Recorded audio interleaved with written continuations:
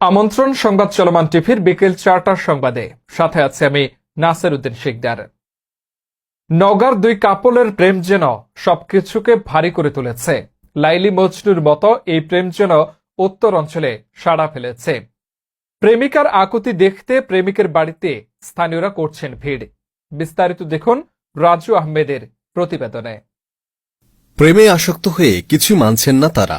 এলাকাবাসীদের মাঝে কয়েকদিন ধরেই চলছে এমন প্রেম কাহিনী নিয়ে কানাঘুষা। নওগাঁর নিয়ামপুর রামগা শাহপুর গ্রামে কয়েকদিন ধরেই এমন প্রেম চমক দিচ্ছে। অষ্টম শ্রেণীর ছাত্রী বারবার সেই প্রেমিকের বাড়িতে ছুটে এসে জানান দিচ্ছিলেন তাদের প্রেমের গভীরতা।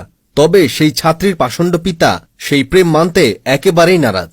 নিজেদের প্রেম কাহিনী নিয়ে তারা মুখ খুলেছেন সংবাদ চলমান টিভির সামনে।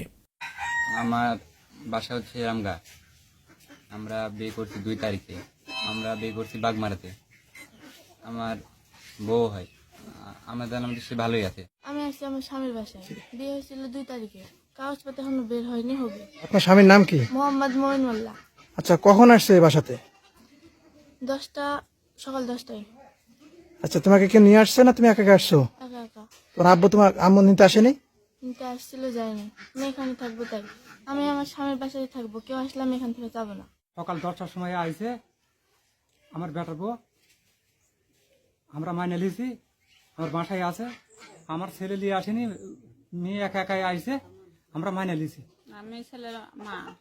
ওই মেয়ে আমার ছেলে ভালোবাসে, তাই ইচ্ছা করে আসিছে। আমি জিজ্ঞেস করলাম, বাবা কিসব আসিছেন? আমার হলো বিয়া হয়ে গেছে, আমরা সংসার করবো, তাই আমি আসিছি। আমার বাসাতে আমরা হলো গ্রামবাসী। এখানে মেয়ে আইছে, আমরা জিজ্ঞাসা করছি। সে মেয়ে বললো, আমি এককভাবে চলে আসছি, আমি স্বামীর সংসার করে খাবো। আমরা গ্রামের লোক এটুকু জানি বা আমরা শুনেছি, তা আমাদের কাছে স্বীকার করেছে এইটুকু। কোথাও যাবে না, বাবার বাড়িতেও যাবে না, এখানে ভালো আছে। তার মধ্যে মহব্বত করে ভালোবাসা করেছে।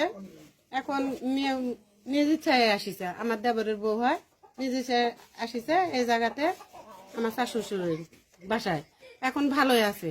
আমরা গ্রামের সবাই চাই যে মেয়ে ছেলে দুজনাই যেন ভালো থাকে।